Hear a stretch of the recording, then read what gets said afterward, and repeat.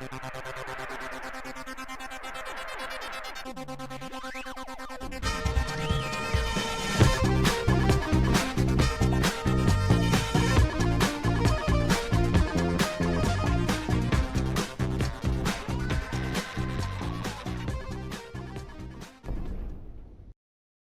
guys, welcome back. This is Matt Chat, episode 547, featuring an interview with Jay Barnson, also known as the Rampant Coyote, old friend of the show. Had him on the show 13 years ago, so I thought it would be a good time to bring him back, especially in light of his recent projects.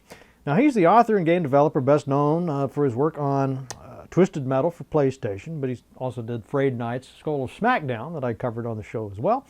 His latest novel, Dead to Rights, brings readers into the fast-paced dystopian world of Steve Jackson's Car Wars, combining high-octane vehicular combat with gripping storytelling. It's a great novel. He's written a bunch of other novels too. We'll get into all that. The novel process, creativity, marketing, publishing, the whole gamut. Got a lot to cover. So without further ado, here is Jay Barnson. Man, I love the shirt. Damn, it's a cool shirt. Oh, hey, my wife will be very glad to hear that you said that. Did she buy it or make it? Yeah, yeah, it was a gift from her. So, anyway. So hey, well, it seems like it's been a minute. Things have changed. Last time, I think you were the writer, and I just had a video game just come out. And I think this time, didn't you just have a game release or something on itch.io? I'm gonna tap your knowledge of that. Yeah, it's 13 years ago. Does that sound right? Oh my, yeah, dang. Okay, wow. Yeah, it has been a minute. Well, you didn't even compliment my shirt. Yeah, your shirt rocks. I heard something about that game. It's an awesome game. I should show the back of this thing. I don't know if I could. Can you see the back? Yeah. Oh, wow. I don't know if I've got the dexterity to pull that off, but I love the slogan on the back. You know, that idea of can we kill the monster before the party kills each other? Yep, that was actually that ties into my whole journey here in a lot of ways. So that was there's stories there. I don't know if you just want to jump right into it. You know, I can. Yeah, we can jump right in. I'll say that one of the main reasons I want to have you on is because you're doing this novel. I think it's just going to come out like tomorrow, right? Yeah, I think depends on when Amazon, handles the drops. Often it might be like in a few hours from. Oh, just a few hours? We'll see this. Yeah, well, it'll be tomorrow. It'll be midnight. So how does this work with the Kindle Unlimited? Because it says I get it free with the Kindle Unlimited. If you've got Kindle Unlimited, then you can just go ahead and read it. And that mean you don't get any money for it, or what? Oh no, I do. It's based on page views, and so not as much as it has been in the past. Kindle's always changing its algorithm and everything, but no, yeah, I that was one of the things I was really worried about at first, actually, when I had stuff coming out on Kindle Unlimited, but it's it works. So if I just download this to the Kindle, you get paid? Yeah. Well, if you just download it, no. But if you read it, yes, it counts. Like, if you read it and you give up, halfway through, I only get half as much. That they track all that. But no, I get it either way. Does it matter if it takes a while for somebody to read it? I mean, how do they? No, it's just based on how many pages you've read. Really? It's like a percentage, and they've got it's kind of a subscription basis type thing. And it's we could argue over that a little bit. There's a lot of people who know a lot more than I do about it. So but I hope we can get into a little bit of that, like how you market something like this. But oh boy, before we get there, yeah, this is an awesome. I mean, I don't know who could even look at this cover. And maybe it's just me because I love Mad Max and Road Warrior and all that stuff. Maybe I'm like just the perfect audience for this. I don't know, but wow. Well, when my publisher sent that to me, I was like, okay, I can quibble about a couple of things here, but dude, that cover is awesome. I love What it. did And you so, quibble about? What would you quibble with, oh, Jay? it mainly just, the dumb things that authors tend to quibble about that don't actually matter at all. Like, um, what does the car look like? Or its colors, or the helicopter doesn't actually shoot at the car at this point, and anyway, that kind of dumb stuff. It doesn't matter. It's like, no, this is better. So I know uh what you mean. I've read a lot of novels like this, and the cover might have a. I remember one of the ones I grew up with as a teenager. They both had these crossbows on the cover. uh-huh. I'm like, this looks totally awesome, but there's no crossbows ever Oh, mentioned in the whole novel. well, okay.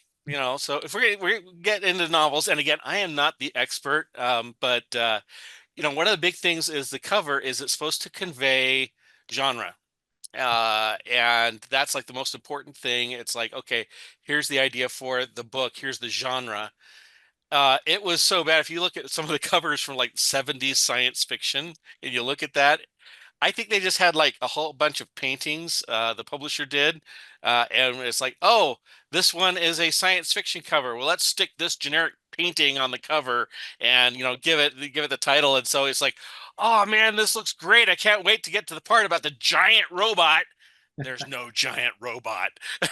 And so anyway, they're a little better now, but yeah, this one is custom. It is. He was asking me,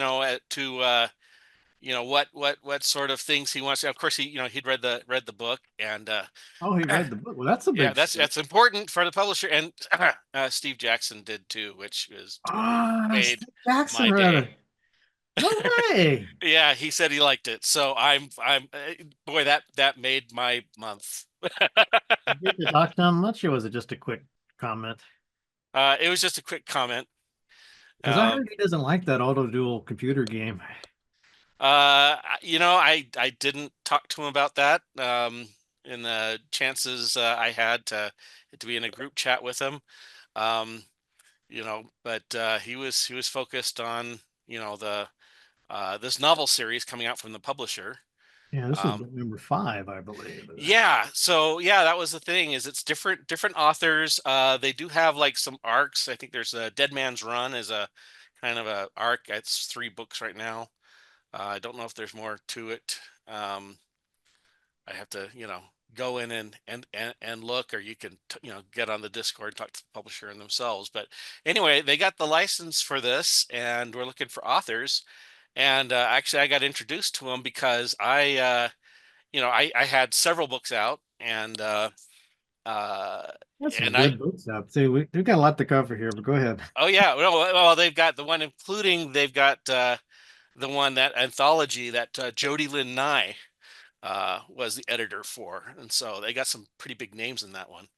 Um, anyway, but yeah, so I was introduced to them, to the author or to the publisher. And it's like, hey, a friend of mine, yeah, he's got it. He writes these pulpy action and adventure, books and stuff, which is my style.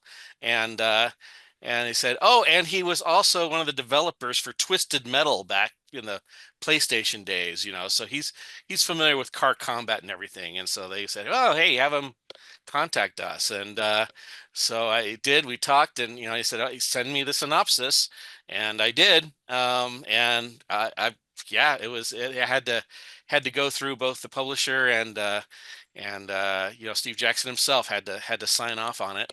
And he had a uh, he was excited about mine, and so that I feel good about that. I mean, I was yeah, the Steve Oh, Jackson. yeah. So I this is love a it. great opportunity. It's funny where life takes you, because I just remember playing well, okay, Munchkin, and back in the 80s, there Mhm. was, of course, Car Wars, and you had a lot of other stuff back then. GURPS. And oh, GURPS was a big one. Anyway, and so it was just kind of like, okay, this is, you get to meet some of your heroes. And fortunately, in this case, he turned out to be a really awesome guy. So It wasn't bad to meet my heroes. Yeah, yeah, you hear that sometimes, but don't. Well, that's an awesome story. Yeah, I Yeah. heard. I think he didn't like Fallout because he thought it was something about too violent, or I don't know what the. Yeah, it was supposed to, as I recall, it was supposed to, I mean, I'm sure you've talked to the guys who know a lot more I than haven't me. ever met him. I mean, you're a step ahead of me. Well, yeah, I know that there was originally Fallout was supposed to be based on, yeah, their GURPS game, and that kind of fell apart. They did their own thing. Um, and there was another, I guess another series from another publisher many years ago that was Car Wars. Um, but this is a new one.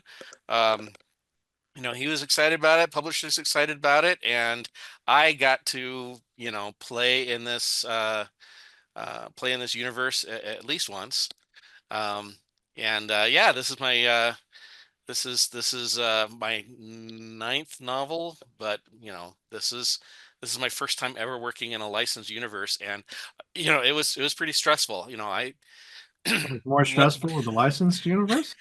Oh yeah, well, because you want to do it right. Okay, maybe there's other, writers who don't care, but for me, it was like, oh my gosh, it needs to be something as, I was a fan. I thought I knew, a bit about it, but most of my knowledge kind of cut off in the 90s, which is when I was, last time I was really, invested in getting all the books. And so I had to play catch up and get caught up on, just everything, the world, the new rules. There's a new edition that's out that's it's very different from the old style. I don't know if did you play the old one with the little they came in the plastic cases, um and My with the little knowledge of this is cardboard the stuff. computer game. I played the Autoduel. Yes, yeah, for by Origin, wasn't it? Was it Auto? Yeah, I Yeah. remember who was the designer of that? I had him on. Yeah, okay. I can't even remember. We could look at that. Yeah, so this you said it's been through, yeah, sixth Yes, edition. sixth edition, and the new one has cards and like the miniature cars and the tracks. It's a lot larger scale, and you got a lot of stuff to make it easier to play. And I think I spent all my royalties in advance on that. but Yeah, it looks but like $12 a pop here. yeah, but it's really cool, and it's still going strong. Probably overshadowed now in these days by Munchkin, but yeah, it's still a great game. And again, coming from when I first stepped into the halls of single track back in, oh gosh, was it 94? Anyway, and being told, hey, you're going to be working on a game with cars and guns and arenas all shooting at each other, and immediately my thought went to Car Wars, and I was like, dude, this is dream job, this is so cool. And it turned out to be very, very different games, different styles, but there is probably a little bit that informed each other, at least in my mind, as a developer for Twisted Metal. And yeah, actually, I had in my desk when we were working on it, I had the again the old plastic cases from like the first edition, I think. Oh, The that way back when. And I had them in my desk. And I was like, okay, in case I ever, need to, draw upon them. I think it was more of just kind of like a little totem for me. I don't think I ever opened them up during the entire time I was working on Twisted Metal. And, it was very much Sony's game. It was very arcadey.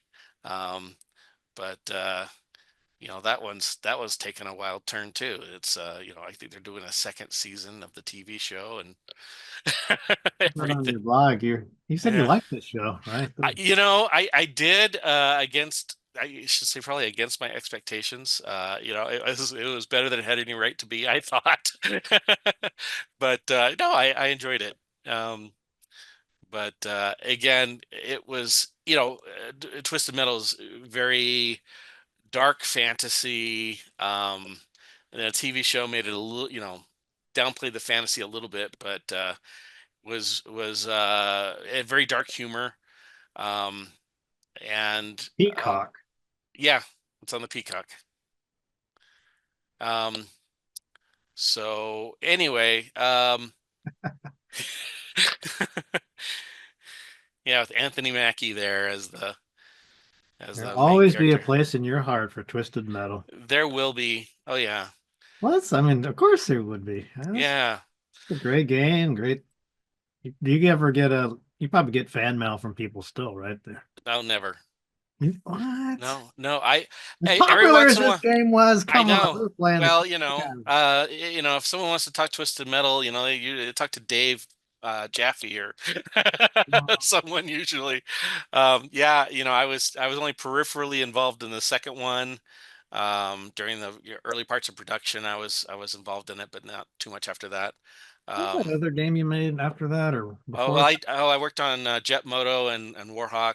Warhawk. I got that around Yeah, somewhere. yeah. So yeah, I was actually those Twisted Metal and Warhawk had the same engine for a while. Actually, for the most part, they did. We split the code bases, but the core engine was the same.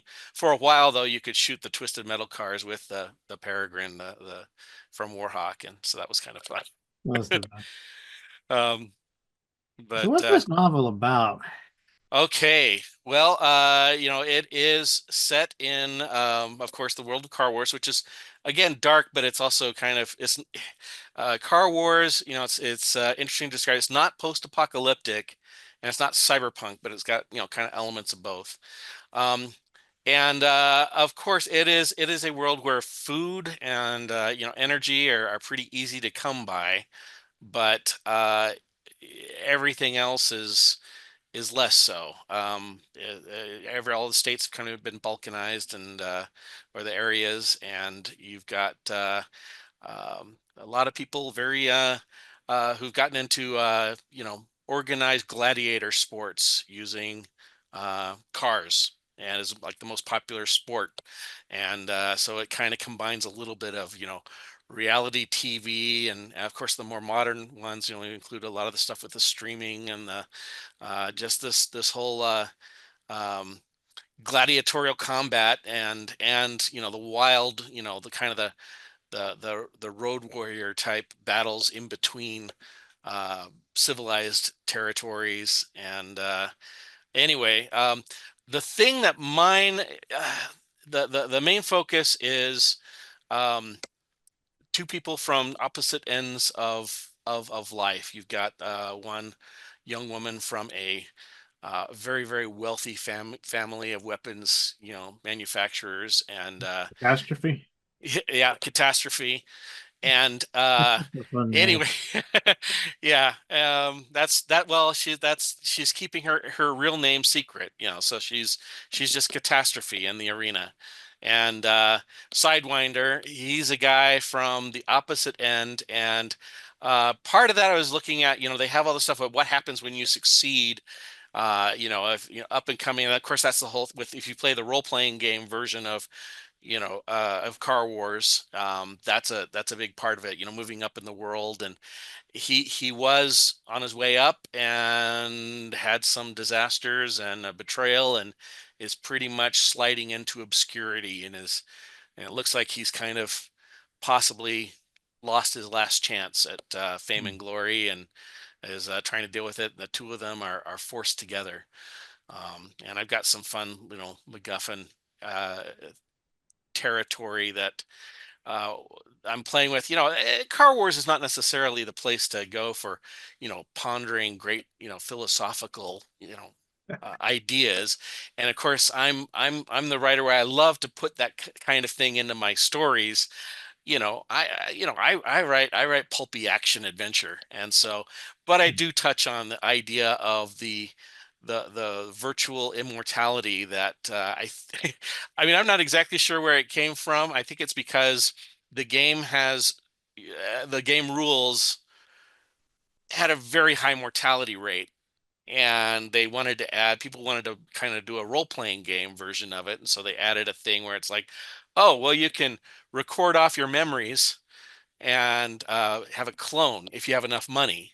And so if Hmm. you're very successful, then even if you get obliterated in the arena, you've got a backup, and you get the from a clone. And that The character in Death Race like that, as if I recall, right? Or was he a clone, or was it like just a different person in the mask every time? Was it? Oh gosh, I'm No, trying the to main remember that one. guy. Yeah. Yeah, I'm pretty sure it was like he always wore a mask, and it was just a different guy every time. I mean, I could be messing this. There's That gonna be was somebody screaming in the yeah, comments. I know. You'll well, if you're wrong, you'll be corrected, and within minutes of this going live. But Yeah, David um, Carradine, this guy, like he wore the yeah, mask, right? So the yeah, idea was it's man, pop somebody else in there. I've seen clips from that. Oh, you haven't seen the movie? I think I saw the movie like way back in the 80s, but I haven't seen it. I think I watched it on VHS in high school or something. I've seen the Criterion edition of this. uh, Ah, David Carradine and yes, Sylvester Stallone's in it. yeah. Oh yeah, no, yeah. Sylvester Stallone is one of his early roles. And yeah, I ran across a few clips and I was playing those. I didn't watch the whole thing when I was working on the book. Um, but anyway, yeah, but I like the idea of, okay, life is cheap, but those who are rich, they've got this, kind of immortality. But it also says, okay, what is a person? Is it their memories plus their genetics, or what is it when someone comes back from the dead? Are they really the same person? And I touch on that a little bit because I thought it was fascinating, but mainly it's a MacGuffin to get the story going with the situation where it's like, okay, well, from you got the legal issues surrounding that and everything, which is very important for the upper echelon of society with all the money.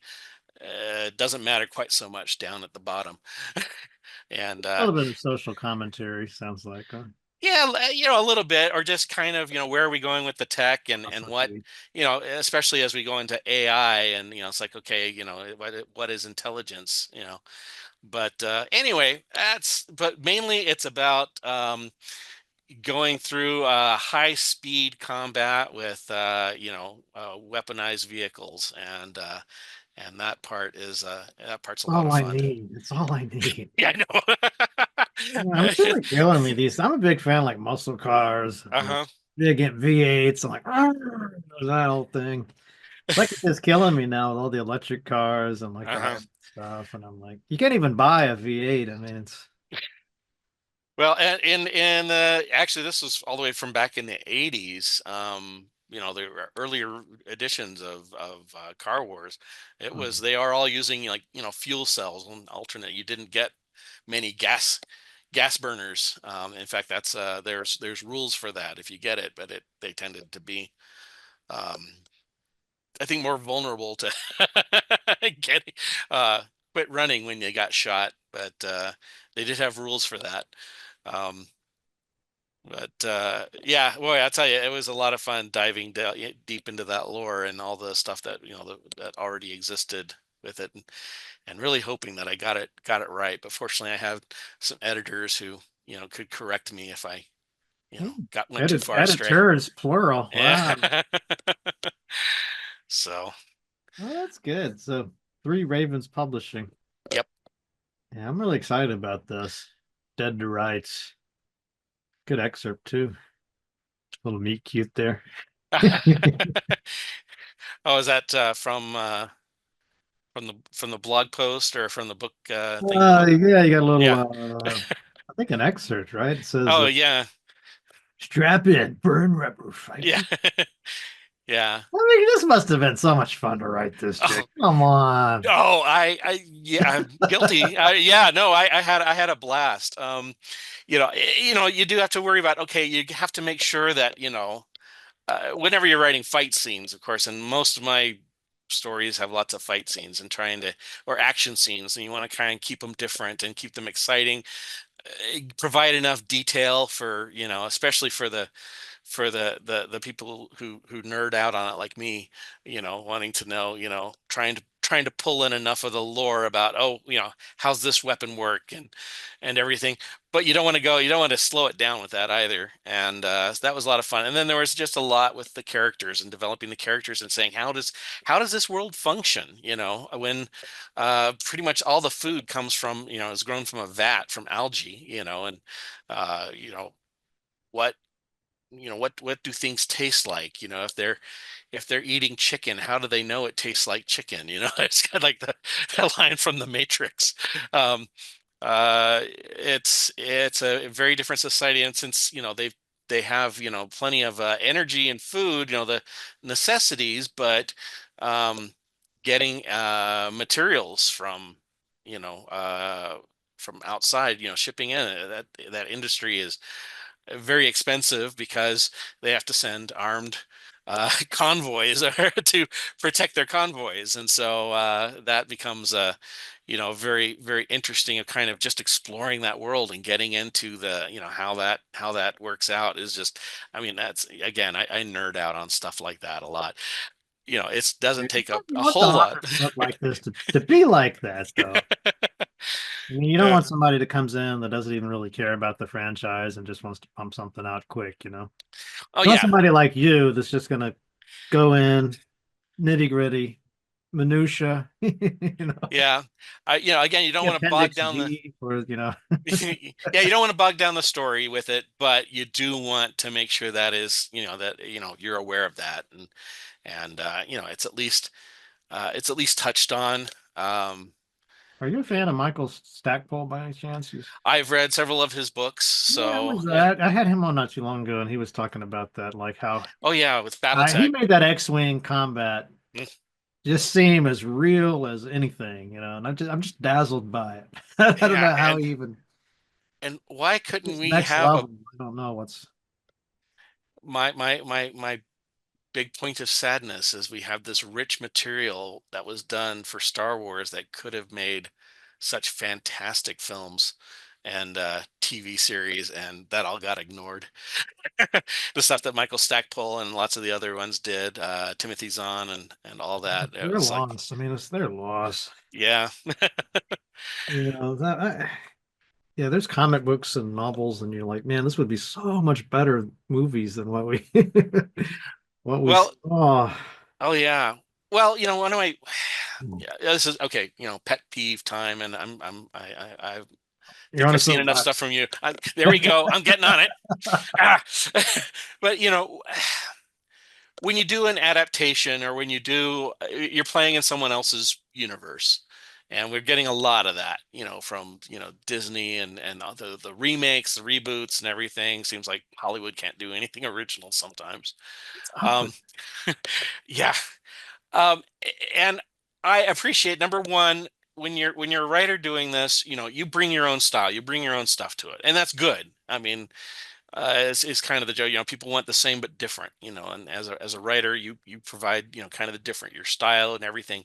And it's okay to mix things up, but it has to be done with an understanding and a love of the original material, and a respect for it, if nothing else. And that's one of my issues. I mean, I was once told by I think it was Dave Wolverton, who's sadly died a couple years ago. But yeah, he was talking about dealing with Hollywood, and he was like, "Yeah, Hollywood's illiterate," and he's Hollywood's like, illiterate. "It is." He says, That's probably one of the nicer things you could say. "Well, he said they don't necessarily read the books, that they're supposed to adapt. They say, okay, explain it to me, and they just get kind of a basic gist of it. Okay, who are the characters? Who are the thing? All right, good enough. I'm going to do my own thing." And so it's, they typically, at least, again, I haven't worked in that, so I can't say. This is all hearsay, but um, Well, you know, you'll experience it soon, right? With the rights to the movie. oh, that would be awesome if we had Car Wars movies Did you want a based on TV these show or a novels. TV series or movie or mini? I mean, what would you? I think probably I'm getting into the longer form storytelling, so that the TV series, streaming series seems to be um, both more um, tend to be more interesting, at least if it's coming out of a lot of Hollywood, but a lot of it's because they can also afford to do it as indies. You've got a lot of really interesting indie stuff that, is going on, streaming. So again, Peacock or whatever, which, I thought their production quality was great for that. I It didn't mean to seems. cut off the Hollywood as illiterate. So finish your thoughts. Well, no, I was just I think there's a lot of opportunity out there, but it's one of the things I've learned as an author. I've got a lot of author friends who've been they've been had their books optioned by Hollywood, and it's one of those things like for everyone that's optioned. I don't know what the stats are, but it's like maybe 1 in 100 or something like that actually goes through the full process and actually becomes a show. And so they I just actually say, had one of my books turned into a movie. "You did." Yeah. Oh, really? Okay. Don't Well, get too excited. don't get too excited. It's just we did back when I was co-authoring with Bill Judas with Armchair, we did a book called Vintage Games. Uh-huh. And then there was like a whole era there. And I guess it was the early 2000s or mid 2000s when Uh-huh. video games were taken off in documentaries and stuff. So there's Okay. actually this company, and I thought this was spam or a joke or something. This guy is like, yeah, I want to make a movie out of your feature film out of this book. It wasn't a fictional thing. It was like a Yeah, a documentary. Yeah. but it actually came out on DVD and everything. Oh, I that's awesome, I will put that on my tombstone. This is dude. my proudest Take it, thing. own it. That's fantastic. I did not know that. Well, cool. No, didn't. That wasn't that big of a movie, I guess. But Hey, I can take the still I W, can say man. honestly to people, I've had a book that got turned into a movie, uh, but it probably wouldn't be as fun of a movie as this would be. well, there is. Well, okay. More movies like this. I mean, you got all this Fast and Furious. I mean, there's a lot of interest in this kind of thing. It just seemed like a not too big of a leap. Well, again, we get back to the Hollywood's illiterate thing, because we're going to be on that for the rest of the With night. I machine can tell. gun. Come on, it's not that hard. Well, there's so much, especially now. Indie. Remember, indie games were like big thing. I was excited for, and indie revolution happened, and boy, there's a lot of games out there. Well, that's about the same time as you were doing your Yeah, Frayed Knights games. yeah. Yeah, his biggest problem was just it takes so long to make, especially an RPG. It just takes forever and a lot of money for art if you are not artistically gifted. um, and but there are I've got so many I've gotten to know so many people in the industry doing fantastic, especially speculative fiction, because that's my, kind of my area, science fiction, fantasy, and horror, supernatural horror and paranormal. You And got to show there's some of your other books here too, okay. because you got a lot more than this. Is not your first book by any means. No. Yeah, I was reading Blood Creek Witch. Is this your first one? I mean, it's one of Blood Creek Witch was my first one, yeah.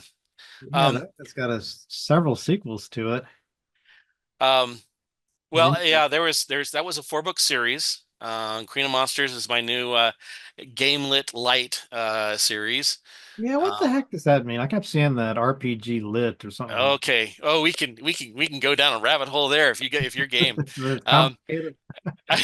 Well, it's not. But it is. It's fascinating to me. I got into it because a friend of mine, who's an author, she does lots of vampire and werewolf books, so not necessarily, the closest thing, but she did, dabble in lit RPG or game lit really. And there is a difference if you talk to the hardcore. But well, the thing is, and it makes perfect sense once you think about it. Okay. Basically, they are stories that pull in game mechanics. Okay. And you could make an argument that these Car Wars novels are game lit. They're kind of, we don't really go into the stats. And that's where you get into talking like fighting fantasy or something like that. No, what they are is though you'll find stuff where, people go into a fantasy world, like, but instead of dropping into um, the Narnia or something like that, they end up in Final Fantasy type worlds, and they suddenly find out that they've got stats, and the rules of the world follow the rules of a game or something like that. And what it really speaks to is the modern audience of gamers, because back in the 70s and 80s, people, the fans, they were familiar with a lot of the stuff from Vance and Tolkien and Burroughs and Howard, people like that, and so they had that very um, literary background to draw from. And today, people's exposure, to fantasy often comes from computer games, video games. And so, in order, to provide them with kind of that fantasy that they're used to, you just kind of start where they're from and say, okay, let's start with a world that's like a world you're already familiar with, that you've already played, and you've always said, oh man, if I was really there in Baldur's Gate or something like that, what Nice. what would it be like? And they just kind of build off of that, or especially a lot of the earlier stuff was very MMO, like, and it's like, okay, here's your chance to, if you're familiar with Sword Art Online, that kind of idea, whether either literally in a game world or are in a world where strangely the rules follow the games for whatever reason. Sometimes they're never explained. I even read one where it was, this was the game world, but the problem is that almost every human was level 0, and so they didn't have any special abilities or any powers and couldn't really see outside the wall of what the game experience really was. And so, anyway, so that's where you get the game lit versus lit RPG. Is lit RPG, you have to have both the characters and the world have to be, exist with kind of a game-like rules, and they tend to be more stats heavy, whereas game lit, it could be one or the other. It's a lot looser with the definition. And I wanted to write something where even non-gamers would enjoy it. Um, but it does have the little stats. I did draw upon my experience as a game developer, and I've got stats and stuff in there that strangely, the people from Earth, the Vanished. I know we're here talking about Car Wars, but the Vanished was kind of two ideas. It was the the idea of the portal fantasy, the isekai. Kind of a Um, swan-like thing. All right. yeah. Anyway, and Wait, this is pulling the that. first. Yeah, That this is the first one of the okay. series. There's 5 of them out now, or 4 of them This is out the one I now. started reading this one. Okay.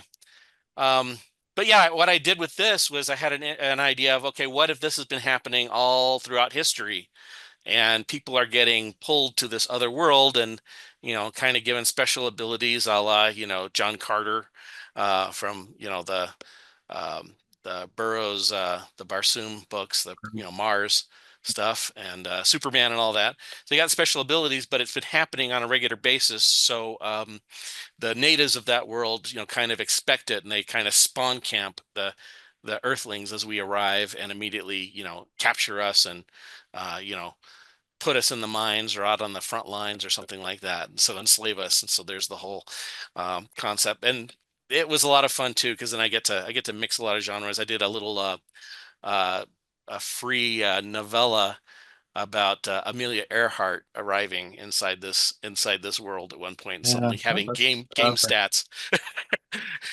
So, um, anyway, so yeah, so when you get in there, there's that relative stuff. I did not write, and I don't think any of the stories in the Car Wars really follow that game lit style with the stats or anything like that. But we do have, again, it's based on the rules of the game, and that does define what the world and technology and elements are, and we kind of make it real, and try to make it real fun. I mean, again, same idea as, like, with the the BattleTech books, of which there were tons, and they were a lot of fun. Oh, and yeah. and and there's books set in World of Warcraft and all that, and that's a lot of fun. I don't know if I would do that my entire career, but I've definitely had a good experience with this one, so I would be Yeah, unopposed to I'm getting more struck by done. what you said there, though. I mean, yeah, because I assume we grew up reading like Tolkien and stuff like Oh that. yeah. We'd always talk. I remember having so many conversations with my friends, like, "Oh, wouldn't it be so great to be in this world? Uh-huh. If I died and could choose like what heaven would be." You ever have that discussion? Yeah. Oh yeah. Well, Like that's for kids, it's like I guess now it's like these game worlds. I yeah. never even really thought about that. Yeah. Well, I They're mean, not reading anything like Tolkien. They're just well, we're hoping that they start. I mean, that's kind of the idea is okay, and it's a very popular new subgenre. And that's part of it is like, hey, while you're waiting for the next, release of, whatever, it's like, here, read and kind of enjoy exactly that fantasy. And a lot of them are. There's that whole reincarnation or resurrection style of stories where it's like, yeah, they literally do die and this is their afterlife. and if the game is on hell mode, then you can kind of guess how they word it. well, we know where John Romero is going to end up. Yeah. Well, and some of them, you've got the ones where, the earth is going to be destroyed and all life was wiped out. But hey, we can, again, going into that, we can suck up your mind and your memories and, what can we do with them? Put them in storage, or, oh, hey, we can just put them in this MMO. That's just kind of running at the Earth's core or something like that. And that's how it preserved humanity. But oh yeah, you all happen to be in a fantasy world of, like a popular, or popular or a generic or whatever. Usually it starts with something kind of generic and familiar, and then moves you on as you go to here's the specifics. Um, What if I but come back as a rat? knowing you, you are going to be like the rat that I could kills be so like the many one in PCs. Planescape Torment. I could be like You'll be the Rat King, Be the so king bad. of rats. We got far. How do we get on this? I was thinking about that movie. Have you ever seen a movie called The Last Starfighter? Oh yeah, Is oh that yeah. is that lit? I probably 80s wouldn't or call it animated? that, but it's That was the it, early 80s. yeah, it was, but it was derived. Well, the ones that I would consider kind of early game lit. If you ever read Close It Back. Remember the that one? Dream Park series by Larry Niven and Stephen Barnes. No, I'm not familiar. Um, they came out in the 80s, kind of with the D&D craze, back then. What's it called? And Dream Park. Dream And Park. yeah, and hit series, very popular at the time, and immediately had a bunch of D&D players saying, "Hey, how can we do live action?" You could. It's the beginning of LARPs. I don't. Yeah, Larry Niven and Stephen Barnes. Yeah, So when did this come out? it was like 80s, like 85 or something. A group of pretend adventures.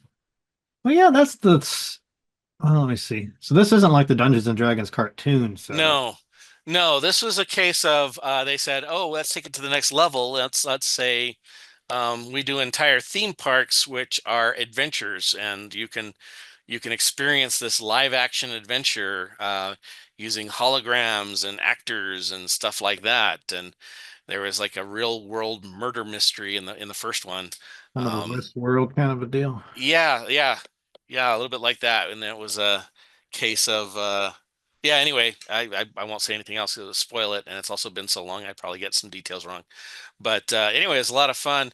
And what I thought was hilarious through that series um, was it started out as really kind of far-flung science fiction. It's like we get to play D&D, but it's real through basically kind of the holodeck type idea. And as Yeah. the series progressed, they came out with new books every few years, and technology kept improving.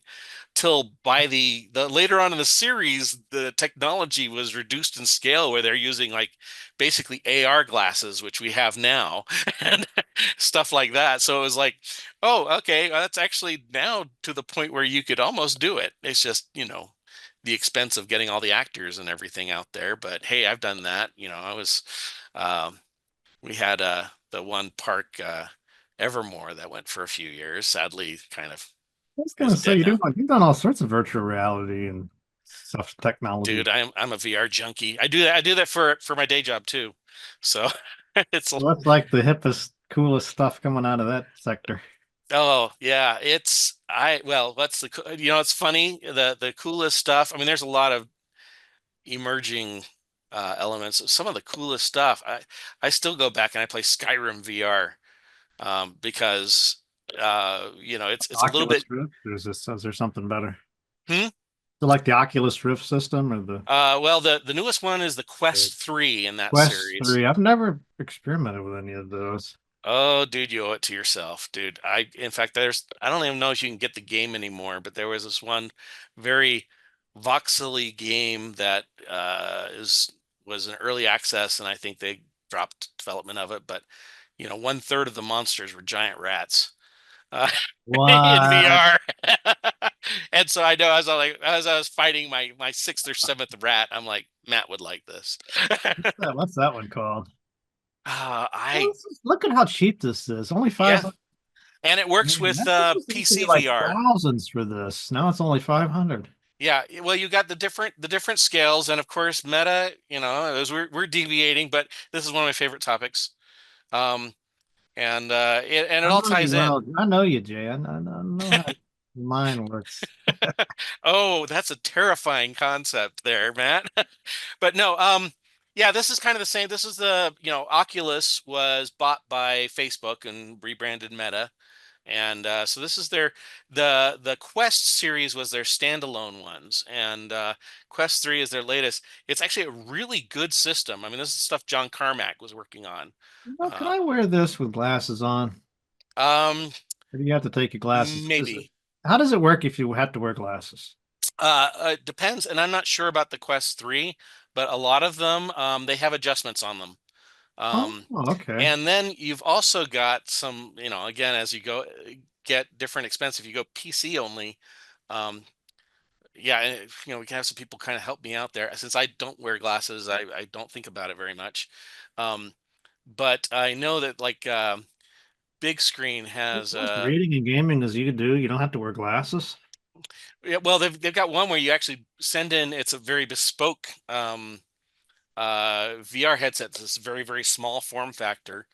It's only for PC VR, but you actually, I guess you give them your stuff from your ophthalmologist, and you also scan your face, so they're able to make it that small and basically work with your prescription, and so you can. Understood. I don't understand the science enough to, it seems to me like they could just make the software itself could like adjust. They've got some of that too, like for your That works. I'm not off base yeah. here. That's No, possible. they've got it. The big thing is like the distance between your pupils, which the earlier ones, some of them didn't even let you do that. You could do a manual adjustment, but some of the later ones, again, it depends upon the expense and how much you want to pay for it. Whether I'm you want a thinking like manual adjustment, I can use binoculars without glasses because I can adjust it. yeah, they can They can do that with adjust. binoculars. Why can't they do that with this? Um, yeah, as far as the lenses themselves, I'm not sure. I would say find a friend nearby who's got one, who's got a set, and try them out. Um, the standalone ones like the Quest, they've got their built-in. You don't need a computer for them. You just run them, and they just had. I guess they've got a new version like the new Civilizations 7. They're coming out with a special Quest version of it, A and Quest version of that? yep, and it's like you're around a table, and like the other, it looks like the other leaders of will appear around the table with you, and What? uh, they've got some, yeah. It's some fantastic I stuff. would not have thought. Yeah, Civilization's not the first one you think of when you Yeah. think VR. No, but maybe it's one of those crazy Yeah, things where it works. yeah. Oh, wait, is this a little bit? Let's Yeah, it's a trailer for it. okay. You Yeah, mind if we take a quick? I Oh, is it gonna come on? From a news perspective. yeah. Actually, one of my short stories was involving. Yeah, there you go.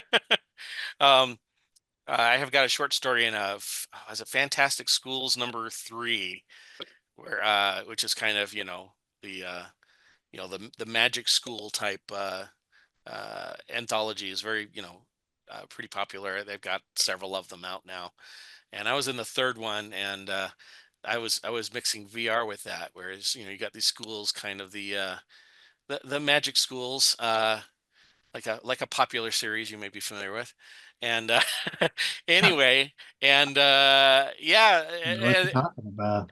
Which one is it? it's called Fantastic Schools. Is it on here somewhere? Yeah, it should be somewhere in there. Oh, Uh, there it is on the left. Fantastic Schools Volume 3.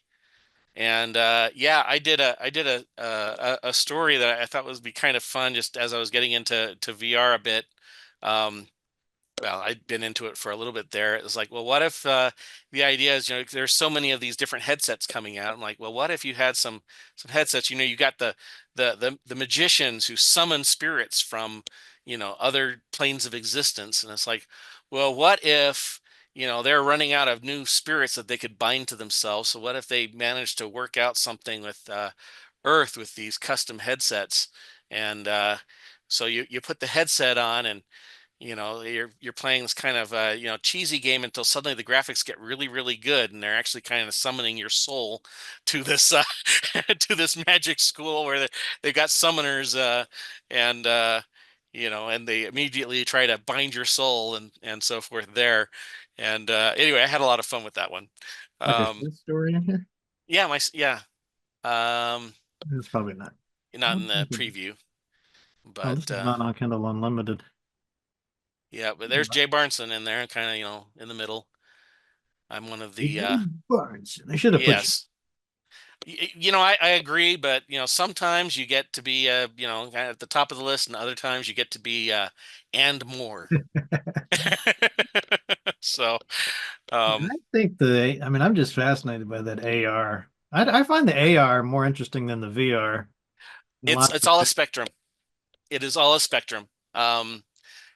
We've got, with my company, we do, crane simulations and stuff, and the we do mix, it's mostly VR, but we do have like the real types of controls, and we use sometimes pass through, or we track the controls, and we have the exact match in VR, so you can reach out and grab the actual joysticks and press the buttons in there, and there's actual physical buttons that go along with it, and trying to get those two to match up perfectly is sometimes more art than science. But so that's where we get the mixing, or we do like part of the cabin in our full missions with the motion system. Part of it is that part is the real world, and then outside of the screens, where you normally just do a 2D screen, we just do the whole 3D world back there, and then of course you can also, everything behind you is also in VR, and we mix and match. um What an and awesome job. yeah, oh yeah. Yeah, well, sometimes it's like everything. Sometimes it's just a lot of work. but Train some simulations. What's the name? Is there pictures of this we could look at? oh yeah, Global Sim. Global Sid? Sim, like Yeah. simulator.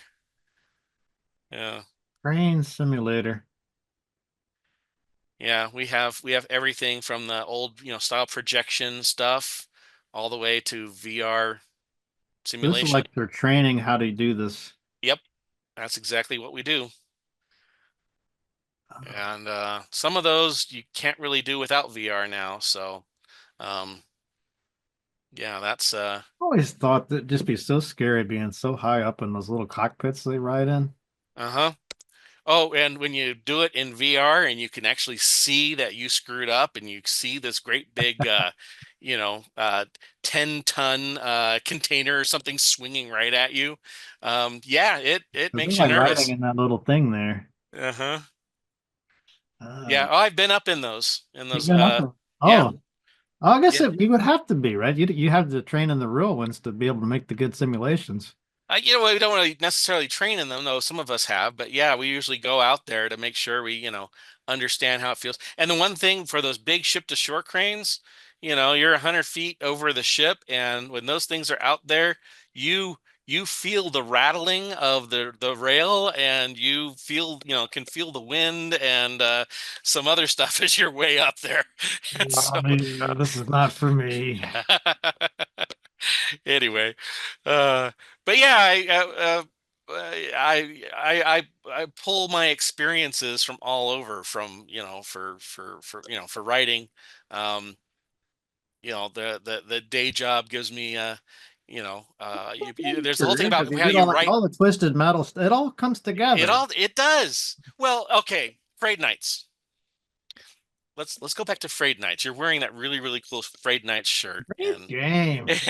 and well, part of it was, it was like, yeah, I think that The might have been, snot monsters and the little rats and scarecrow and everything. man, I think that was like the last game published using the Torque game engine. Yeah, that was, but anyway, um, several things happened with it. One was I had a game idea that I was working with before Frayed Knights that involved Appalachian folklore. And so you probably know where I'm going with that.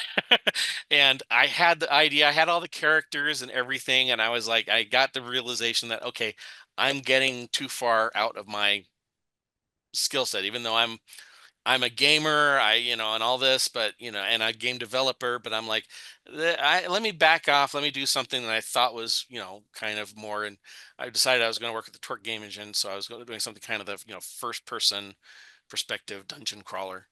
And so instead of doing this game that I had tentatively called Appalachia, um, I decided, let me do something a little more traditional. But of course, I can't be totally traditional. I did a lot of experimentation on it, especially since it was, so big and took me so long. I was like, okay, we're going to do even more experimentation. I want to try these things out, and some were successful, some were not. But I'm pretty happy with having gone out there and kind of gone out on a limb on a few ideas. Um, anyway, and I thought, okay, well, once I have that, once I understand what I'm doing with it, then I'm going to back up and I'm going to do this Appalachia game, which involved, I had all the characters, Jenny, Sean, Jezebel, and Jack, and I had their, I even had some early screenshots on my blog way back when I was, messing around with that. Anyway, so I backed off, worked on Frayed Knights, got a bunch of that under my belt, and got a release. And I was like, man, I released a computer role-playing game, and I was pretty excited about it. Um, and some of the reviews came in, and mixed reviews, but a lot of really positive stuff. And I got several of them saying, oh, I really like the writing, the story. And I was thinking, I'm like, I want to believe that, but I'm not sure I'm that much of a, storyteller. I know I've got a lot of weaknesses there. So what I ought to do, I'll tell you what, I'm gonna practice on my writing a bit, and and I will be validated by getting published. And once I've done that and gotten that out of my system, I'm gonna feel like, okay, I'm done. Now I know I can write a decent story maybe. And so I did that, and got my fill of rejections, of course, off the bat, because Oh, you're that's the sending life them of to the writer. traditional publishers then. Oh yeah, yeah. I was doing a lot of short stories, so define traditional, especially in today. But yes, I was sending them out to magazines and so forth. And I think the first one that got accepted was a steampunk story. And anyway, and that whole process was really, I got hooked. And instead of getting that out of my system, I was like, I want to do some more of that. And especially once I started getting paid for it in a something more than pennies. The little token $20 payments. And I'm like, hey, this is a lot of fun, and I can also get these out a whole lot faster than I can get a game out, unless I really scope down my game, which I'm not ruling out that ever happening again. I've got a few little demos I've experimented with, uh including VR. All the But questions I got was When I told them I was going to have you on, they're like, ask about the sequel to Frayed Knights. Ah, that is unfortunately I very, remember working on that with you. yeah. Doing some dungeons and stuff. I mean, is that somewhere on the back burner? Or is it It's pretty far back burnered at pretty this point. far? I would pretty much have to start over from scratch. The biggest issue with that was it was getting to be pretty expensive. And it was taking so long, and the engine kept getting upgraded, and I kept having to relearn it. Yeah, I was having this. I went through a similar thing with Unity Yeah. because I was like, Jay, I know Jay. He made that Frayed Knights game. I could probably make something like that with Unity. That was I set off Uh-huh. with that goal. And like, I'm not really in a time crunch. I could just take my time. Yeah. But I Well, can't I learned by the Unity time for I that. got something running, here's another version of Unity Oh yeah. already. I just couldn't keep up. And Oh yeah. That was especially less so now because I'm pretty skilled in Unity now. Um, but especially during that time, they were completely changing, like, the UI, and you get a third party UI, and it was like the coolest thing since sliced bread. And then Unity would do its own UI because its previous one sucked, and suddenly the third party one that you have doesn't, well, the I like developer drops everything support on it, too. and all that. And it was just so I had a demo. I had a game demo I was showed at several shows and everything, and I was pretty excited about What was that. the demo? I missed the It's part of Frayed Knights 2. It was just the okay. the Con of Wrath or something like that. Can you do that with Unity? Yes, I was using Unity for that. Okay. And anyway, and we had several maps. I was using map building tools. We had a bunch of stuff there, but it was just there was the cost and the development speed was just taking me too long. And I was thinking, okay, well, how much do I want to scale this back? And then the writing thing started picking up. And Was this before Kickstarter and all that? yeah, probably well, not really. I think it's probably about the same time as Kickstarter. The Con of Wrath. Yeah. Um, but yeah, I mean, so people have played it. But yeah, I kind of came back, and after a certain point, I was just like, I don't know if who's still playing the first one, or remembers the first one. It's been, like I said, it's been what, 13 years, and so it's like, okay, well, the writing thing, I'm working on novel number 10 now. I'm trying to get out in a couple months, and um, so that's pretty much consumed all my free time. I still have taken some time, and like I said, I want to do something with VR.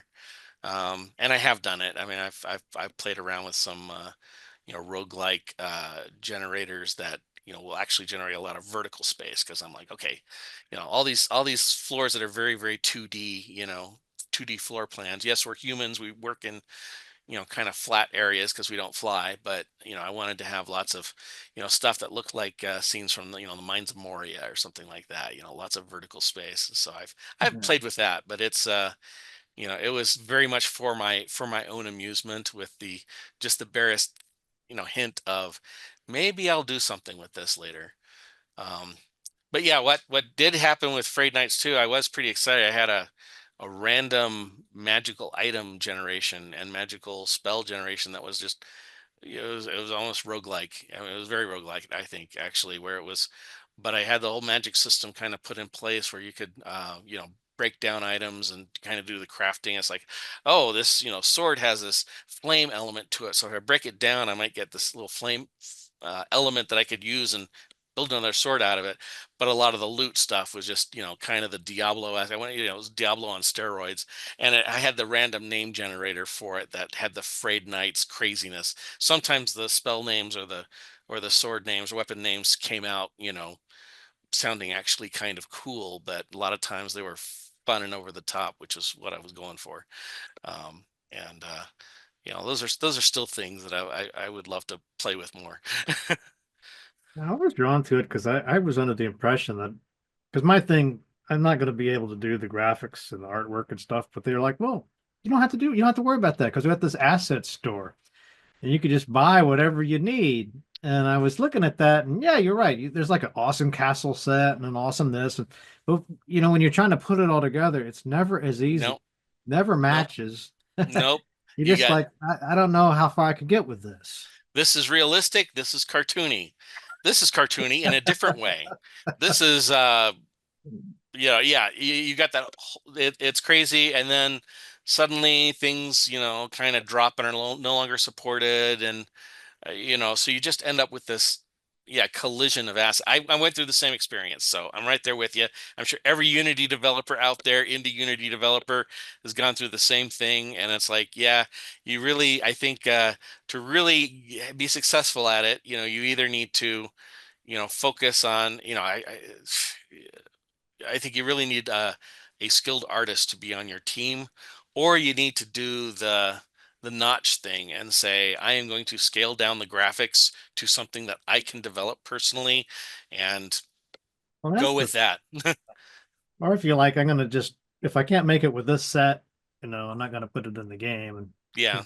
try to wrap the story around that. But yeah, it was still, I don't regret it. I mean, it was fun just playing around and learning Oh how yeah. the code stuff and C# and everything. But Oh yeah. like, you actually completed Frayed Knights, the Yep. first one.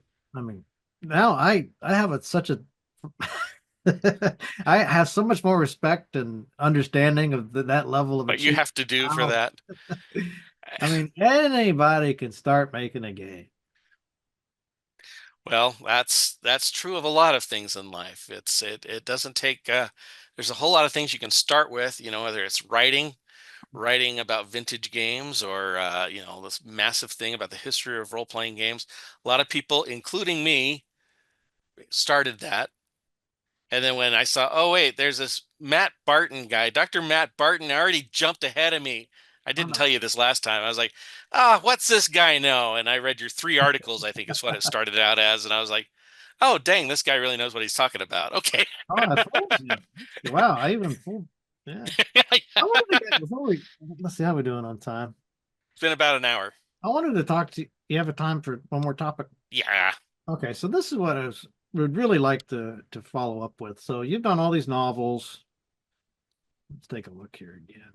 Yeah, and the Blood So Creek how do Witch you? series, that was what I was planning to do with the role-playing game. So the stuff for the role-playing game ended up being the Blood Creek Yeah, Blood series. Creek. So I was looking at these on Amazon, and they've all got like tons of reviews and ratings. And it's on Goodreads. I mean, it looks like you really have nailed the whole publicity and marketing Oh no, I haven't. side. I'm not even close.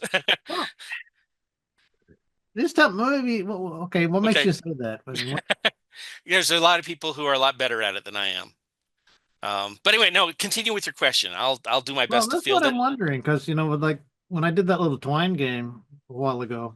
I mean, I was sitting here before I released the game thinking, how am I going to handle it if I get all these negative reviews? And if people start pointing out all the flaws, because I know it's not perfect. And I was like dreading this so much. But the problem, I didn't need to be worried about that at all. The problem is nobody looks at it. Nobody Yeah. knows it exists. I can't just shouting and yelling, but nobody cares. And I was trying to figure out like what's the secret to this, right? And so they kept saying that, well, you need to get reviews, you need to do this, you need to do that. So I'm looking at you, and you look way, way, way more successful. So maybe it's not perfect, but clearly you know what you're doing to some extent. I think we all end up looking up at the person who's the level above us, and we're like, "Oh man, that person's got it." 35 ratings on this. I mean, Yeah. Oh well, but I look at the guys who have 1,600 ratings on them, and I'm like, "Oh man, I am." 1,600. Yeah, and I'm like, "Oh, I suck at this." Um, there's a whole lot of answers to the questions, but if you had, actually, I'll go back to my first indie game, Void War, which never really did much of anything, but I'm still very proud of it.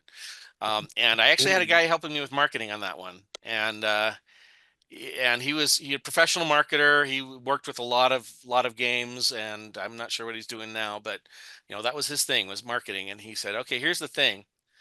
He says, I'm going to do 10 different things to publicize your game. 3 of them will bear fruit, and That maybe sounds one fun. will be really good, or will do pretty well. He says the problem is I can't tell you which 3 or which one it's going to be in advance. You know, you could do the same thing someone else did and land flat. Um, and so that's it's a thing where you got to get it out there. Well, like one of the things I just did, I just released in January a free novella taking place in the world of the Vanished. You know, the Amelia Earhart one. You know, Amelia Earhart versus the cannibals and dinosaurs. And that's how I roll, man. It's a hook. I mean, you know what you're doing. And you know, it's just you go out there and then you just say, hey, where can I, you know, I can get this, talk to other people. You cross pollinate with other authors. You just get the word out there. You come on to Matt chat because Matt is the man, and you talk about your book there. That's what I thought. That didn't work. I'm like, guys, I made a game. Nobody cares. um, Like, don't you touch know, your match yet, Matt. but you have to just really goes down to money too, paying for the paid advertising.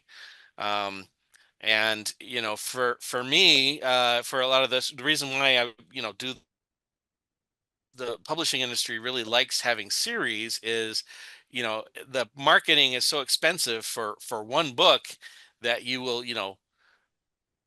for each reader you might pay twice as much as you will have the reader will pay you to acquire them. But if you have a series or if you have a brand, you got people read my books and they're like, okay, this Jay Barnson, he kind of writes the stories I like to read. um you do that and then you can kind of keep going. But a lot of it is, it's how you do it. I see people who are masters of this, and I don't know if I can have enough caffeine in my life to be able to write and do what they do, even if I didn't have a day job. Um, they're born with something, but they try everything and they build up, and success builds upon itself is another thing I found. Um, but I'm still looking at, I might be tier 2 and I'm looking up at tier 100, and maybe you're down at tier 1 looking at tier 2 saying, how you do it? um I mean, but yes, you've got all these. Surely you're doing pretty good with all these novels. it Somebody depends buys like, because like you you're saying spend the with money on marketing, you spend the money on the covers and the editing and everything like that. And so sometimes I'm ahead, sometimes I'm behind. I've heard the difference between a hobby and a job is that, a hobby costs you money and a business. Business makes you money. And sometimes it's a hobby, sometimes it's a business. When I was doing short stories, I was making doing a lot better because especially when you could get it up front. You get paid for the stories. But a lot of it is if someone reads the Queen of Monsters and really likes it, well, I've got 3 other books in that series already out that they can read, and probably 3 more coming. So I'm careful about saying how many books there will be in the series, because I think right now I'm finishing the storyline that I thought was going to be done in book 2, and I'm in book 5 right now. So, I mean, like yeah, I, George I, R. R. Martin or yeah. Well, I got the Gordon. opposite problem from Gabe Newell. I also can't count to The 3, fifth book but of the trilogy, that sort of thing. yeah, the George R. R. Martin. That's the other thing. I mean, I go to these shows. That's the other thing. I go to shows. I sell them at the shows. I talk to people, and it's funny. You get some people who are just they'll tell their friends and they'll tell their friends, and you just happen to get the right magic combination. And it's hard to replicate that, but you just got to try and do everything. But no, I go to shows, and when I just had like Queen of Monsters, and I had the second book wasn't yet out, and I was like, oh yeah, you should do this brand new series, and it's coming out on a regular basis. And look, I've already got a whole other series, and I'm not George R. R. Martin. Actually, he wrote a lot of stuff too before the Game of Thrones stuff. So anyway, besides the point, Patrick. But it's like, okay, I've got a little bit of cred here of getting things done, and I get people in there like, oh no, I don't want to risk, $15 or whatever to buy this book for a series that might never end, or I Yeah. can't just start reading it and binge it because everybody wants to binge now. I get that. I really do. I feel the same way. And but I said, well, yeah, and I've got this, the Blood Creek series, and it's completed with 4 books. And they're like, oh, rather than spend $15 on the one book, they're like, I want to buy the whole series. And I'm like, sure, here you go. And I appreciate it. I really hope you like it since you bought the whole series. But No, it that's how it works. it's weird, and it's just, you just got to try everything and then go in and find out what's working. And talk to people, and it does involve a lot of actually getting, putting yourself out there, which you do. You do your stuff on X. We'll use the current name. You're out there hitting the social media, and just participating and I'm trying. I've been finding the reading up people. on this, and like, what was it going to take? Because I see people with, they. What do I know? I'm just looking at their Twitter, their X, I guess, the YouTube channel or whatever, and I'm like, they seem to be doing similar stuff. I wouldn't say they're like way better than me. I don't see any like obvious quality difference. And yet they've got like 10, or I mean, sometimes ridiculous, like just I'm like a speck compared to them. I'm like, what is going on here? I don't know. Is it just luck, or is there, maybe they are just constantly on the phone and just really nailing the marketing? Luck. From what I have, again, I'm doing a lot of it is hearsay. I mean, I've seen a lot of it myself, but sometimes secondhand, sometimes firsthand. Success builds on itself. So once they have some success, it tends to compound. That's a big one. But I've heard a lot of people say, hey, look, you could do all this stuff, and it's like multiplicative. Okay. So you got to do this right. You got to have the quality product, you got to have this part of marketing and this part, and then there's a luck factor, and it's also multiplicative, and they're all values from 0 to 1.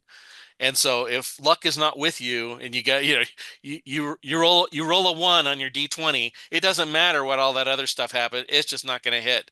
Other times, I've had people kind of surprised with how things have taken off that they never expected. They're like, of all these things, why was it this one? But the approach is, I've heard it, the machine gun approach. It's you go in and you do as much as you can of a certain, you have to have a minimum level of quality there, because you don't want to put out crap, and you really want to put your passion into it. I wouldn't be doing this if I wasn't able to do this, to be passionate about it and really have fun with it. But you just do it, and then you don't neglect the marketing part. Just remember that only half your job is done when the game is done or the book is done. Yeah, that's only half of it. That Unity CEO, blanking on his name. You know what I'm talking about? Well, which one? The new one or the like Riccatello or something? Yeah, the former EA. Yeah, I remember he got a lot of flack because he said something like, "You gotta, if you're not thinking about marketing from like the step number 1, or it was like monetization or something." Monetization was what you're he not was thinking really about monetization from step 1, and everybody was like, "Oh, this, what a." Yeah, well, there's about it now. I'm like, I think he kind of had a. Maybe it wasn't. Maybe he wasn't point, wrong. No. Yeah, I mean, he wasn't wrong, but people resent it when you treat them as a wallet with legs. And well, they should. and that's the thing. You gotta, like I said, for doing IP, if you're working on someone else's IP, you got to respect the IP. And also when you're doing stuff for an audience, and this is almost everything, you got to respect your audience too. And you got to say, hey, it's a great thing with games and books. I mean, it's almost addictive when you realize someone's putting out their hard-earned money for something that you created, and they enjoy it, and they want the next one, and they say, where's the next one? And it's that matters a lot more than the money. I mean, maybe I shouldn't say that, but when you get like you get a review, I guess, and book, and they're like, this was great and I love this. I mean, that's like a huge that is. And the coolest thing is when you've got this thing that's been in your head for all this time, and it's only existed in your own imagination. And now you've been able to take it out there and been able to share it with other people. And suddenly you're having conversations with other people about your characters, these people that used to only live inside your head. That's just that's crazy fun. And that's why I do love going to these cons, and being there live and talking to people and selling at the tables, and it's hard, especially for someone who's not extroverted as a as a core part of my makeup. But being able to go out there and just talk to people about it, and especially when you talk to people and they're like, "I've read your book, yeah," and they want to. I had this one girl wanting to talk about the religions in the world of the Vanish, which was really funny because the third book was just about to come out with the War Priests of Kalnath, and I'm like, "Oh, let's talk about religion. Yeah, this is great. We could get into this." And it's just amazing when they ask these questions, and especially when it's questions that I'm like, "Oh, I haven't thought of that. It hasn't come up yet, but maybe I should come up with an answer to this." And I mean, you get that also when you're a dungeon master for a game master for a role-playing game, or any of that. But it is a great experience just to go through that. I really enjoy it. It's very addictive, and yeah, that's why I do it right now. Maybe it's ego. I don't know, but it's a lot of It's fun. beautifully, I mean, you articulate it well, so it's like you imagine this world, it's in your mind, you write a story, you write a D&D campaign, a game, people play it, and then they're kind of living in this world that you created. And I I'm totally really get why that is satisfying. Well, I'm excited for people to start talking about catastrophe and Sidewinder now. That's Yeah. here I go. I see, I'm pulling that back together again. But You've got that gene. I could never do that. See. no, it's yeah, I'm really excited for this. I really hope that Back up here people again. enjoy it. And Well, it's only yeah, $4 if you buy the wait, no, $17. Oh, you got it. Okay, yeah, so it's a paperback for yes, $17 for $16.99. Or you can buy it outright for $3.99. why is it so much cheaper? $3.99. Because if you, especially for indies, we don't own the printers and the whole printing process, Okay. like the big publishers do. Well, the big publishers just charge a whole lot more for the ebooks. So it's like the ebooks are like, you know, $12 and or $2 difference. But for us, it's print on demand for the paperbacks. So this Oh, is, I see. and yeah, print on demand is, it's a lot more expensive, whereas the distribution costs for ebooks are a lot less. Granted, again, all of these, they're not, the development's not free, but distribution is relatively cheap. That's a But yeah, nice alliteration going there. Crazy chaos, Catherine Catastrophe Catania. yeah, boy, writing. Okay, I would rather write 10 chapters than one, ad copy, marketing copy for a book. It's Yeah, I saw you. You managed to sneak in Twisted Metal there. actually, I'm not sure if I did that or that was well, yeah, Hillbilly. He took my original one, and he uh touched on it and improved upon it a great deal. And yeah, I saw that, and I was like, I think I wrote some of that, but oh man, I want to read this book. This sounds awesome. So so um you That's a know good. yeah. And hey, I think I'm probably right. I think it is an awesome book. Well, sure it is, Jay. Come on. it's Uh, it's tough as an author, because what's the best book, or what's the best book you wrote? It's the one I'm currently working on right now. well, I was What's gonna the say that because you get better with every book, right? I mean, you're I hope so. I you're always worry learning the stuff that works, and you take that, and the stuff that doesn't work, you leave that part out. when I get to the editing process, I'm sure that it's the worst book I've ever written. When I'm in the middle of editing, I'm like, who wrote this? This guy was a moron. So, Yeah, those moments of doubt where you're just like, oh, oh I yeah. gotta delete this whole Yeah, thing. I'm like, Where did this guy ever attend elementary school? Did he ever learn how to punctuate? What is this? I'm actually teaching a copy editing class this Oh, semester. are you? Yeah, and one of the a lot of the students, the very first class, they all have the same question. Like, why are we even taking this class? Because isn't AI just going to take over and do all the copy editing? And I'm like, no. With some, okay, let me tell you my answer, then you can respond. Okay. Because Yeah. what I'm thinking is, yes, the routine, the obvious fixing grammar, punctuation, all that stuff. Yeah. But that's only going to get you to a certain level. Right. You know, you're going to have that human. It's going to take the human, but they're like, no, this is getting better and better. You know, I don't know. But it's all going to read exactly the same, and you're going to see the same. I mean, yes, ad copy tends to be fairly formulaic, and that's you need a summary. Boom. That's AI is your golden, right? But when you get to that creative, yes. No, no, you're absolutely right. And I'm like, hey, is this something I could take online? I actually have taken courses on that, and I still struggle with it. Well, the copy editors struggle with it too. I mean, yeah, the people think there's a rule for everything. Like, where's the comma go? What about the hyphens? yeah. I mean, if you start delving into any of this stuff, pretty soon you hit it's subjective. Oh yeah. Well, all of the tools we have. I mean, I do my first pass with using tools that, Pro Writing Aid, because I'm paying an editor, for the stuff that I'm self-publishing.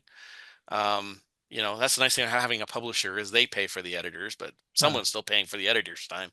Oh, I think that's right, because you don't want to waste their time. You don't want to waste that No.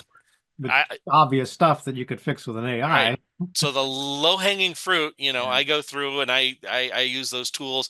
And the thing that we've learned is, you end up rejecting a good half of the suggestions, because if you were to implement all of it, it would be the most boring sounding, stuff. You totally remove your author voice from it, and it would be bland. And I'm just like, the people and I know there are people out there who are trying to do entire books with AI, and I'm just like, oh my gosh, I've seen the videos done with AI, and I ask it, I was talking to Ed, my chair, about this. So I gave it the line, ask not what your country can do for you, ask what you can do for your country.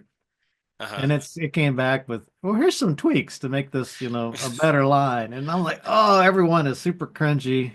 Oh yeah, well, one of the best books, Stephen King, if you've ever read his book on writing. Have you read that? Oh yeah, I love it. Oh yeah, it's great. And he has this inspiration for me.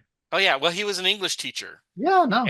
And he was like, look, he made the greatest thing. He's like, know the rules so you know why you're breaking them.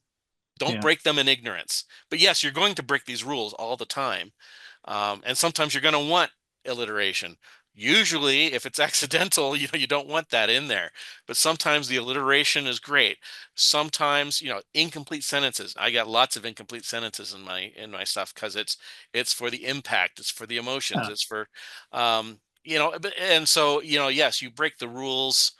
You just need to know why you're breaking them, what the rule is, why you're breaking that, and make sure you're doing it for right way. And oftentimes, what you'll see is, oh, there's actually a better way I can do that. Not not the way I did it, and not the way that's being suggested to me. There's this other approach, and that also requires a lot of creativity, and thinking of, okay, what am I trying to convey in this moment? What are the emotions? What are the actions? You're trying to, the characters, and bringing all that out. And that's stuff that AI is not going to help you with, but it will help you point out where you might be missing a comma. Yeah, but it's useful. I think the most useful part of it to me is just the motivational side of it. Because I don't think I could pay somebody enough to sit here beside me and I write draft a paragraph and say, what do you think of that paragraph? What do you think of that paragraph? I just kind of want you kind of want to hear, oh, it's a good paragraph, you know. Well, that's, you know, also Not why you, just you. I like that line of dialogue there. You know, it's like giving you these little compliments. It feels good. yeah, well, a lot of times you do the writing and it is pretty lonely. And I actually have a little online group, and we sometimes will swap a few little excerpts or something with each other just for that motivational, you know, thing of like, okay, I'm gonna share because I'm really excited about what's happening right now. And it's funny because we all have different, you know, approaches, different systems. One of the things I learned early on with writing is that 90% of the advice is, well, almost none of it applies to everyone. It's everybody's got a different system, and some things work for some people and totally don't work for others. And so, you know, some people, it's just how their mind works and how their creativity works. Well, it's so useful too to have feedback from different Oh kinds yeah. of readers because I think I don't know about you, but I'm pretty terrible at identifying like what's actually good. So I'm like so proud of this line, you know, and then I get the Yeah. feedback and they're like, you need to cut that. Oh, well, the worst part is you put it out there and everyone thinks it's great, and then you look at it and then you read it, you know, 6 months later after it's been out, and then you realize you misspelled a word, or you really botched it, or it really could have been a lot better, and you immediately, the perfectionist in you is like, oh, how did that get through? You know, a good thing about writing versus a game. I mean, if you hit the equivalent, I guess, in the game would be some bug that like Yeah, crashes the thing, right? So at least you could, I guess, a reader can just move on, you know, past the yeah. bug. Well, there's a lot of things in there that, you know, I'm like, I check out later because, you know, one of the issues with doing a longer series is that, you know, you're building on all the universe, and I have to keep this bible of, you know, people's names and locations and all this stuff, and try and, you know, get track of it. And it's not always just the thing of like, oh, you know, are her eyes green or blue, you know, that's the easy stuff. But then there's, you know, tracking the motivation, or the minor things that happened at one point, and, you know, you're revisiting a scene or something like that, and then you don't even think about it. You're like, you know, oh wait, you know, got to make sure all the details, you know, everything, the continuity is right. Or anyway, there's a lot that you have to track it. So I end up going back and rereading my old stuff a lot. Are And you more of a planner or by your, what do they call it? Planner. yeah, there's the Your, pantser your is one of the pantsers. things. That's the word. Are you a Yes. pantser or a Or as planner? or as Dean Wesley Smith says, writing into the dark, because he hates the term pantser. Um, I tried very hard to be a planner.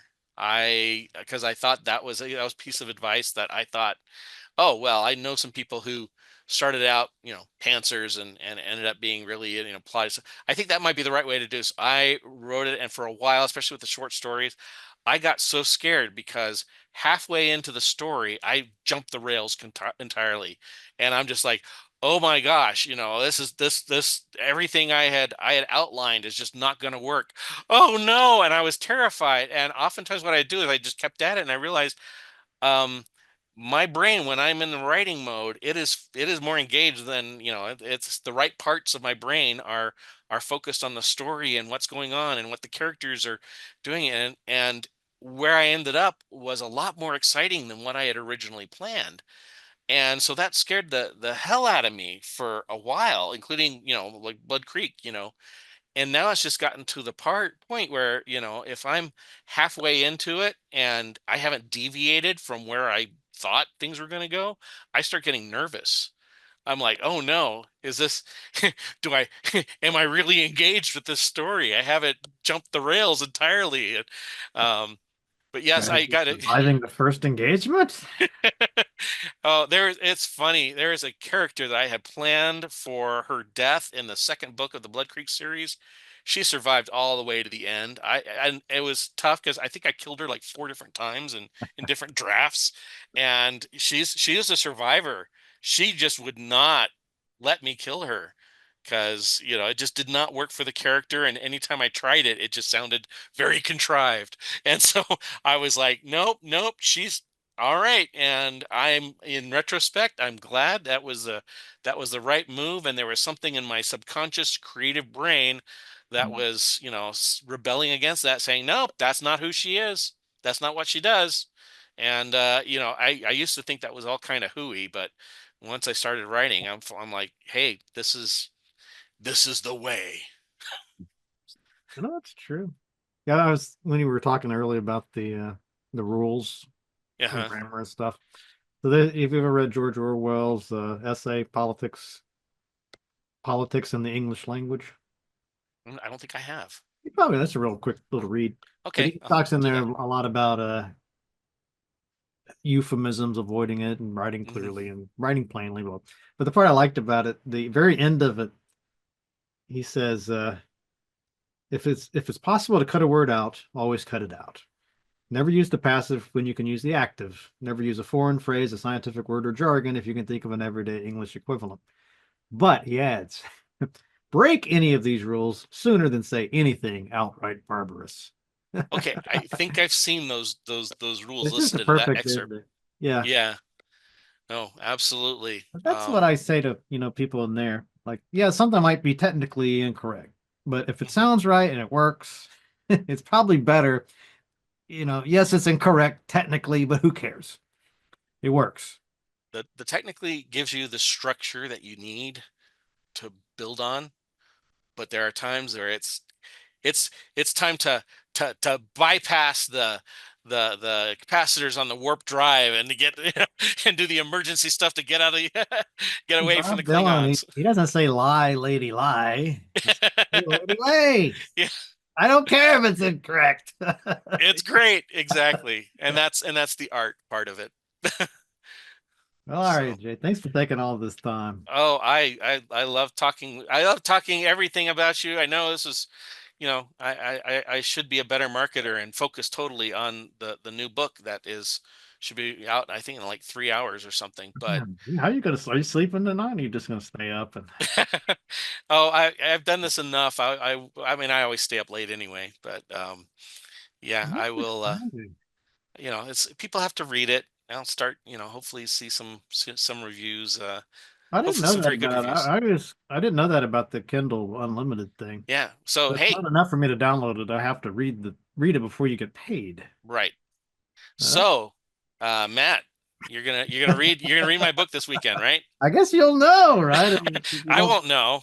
I just get the Like, final well, numbers that from the Matt Barty only publisher. read 2 pages. Yeah, yeah. It doesn't tell you who bought it and who reads it or nothing. No, no, I don't know. I don't get that information. What does it Um, tell you? You get like a sense of how far along they got? I get That's a useful total page info. count, like what were the page counts? There's probably some more data I can mine out of there. Yeah, I mean, Um, if it would say something like most people quit reading here at this point, I mean, that'd be yeah. invaluable. Yeah, and I don't remember seeing anything like that. I might have to dive in a little more. It did look like, usually they read the page counts were often very much the length of the book itself. So I got a good That's sense a of, good sign. hey, it's like it's I can divide it by the page count of the book, and it's like, yeah, people are reading the whole book, and that's pretty good. Ever.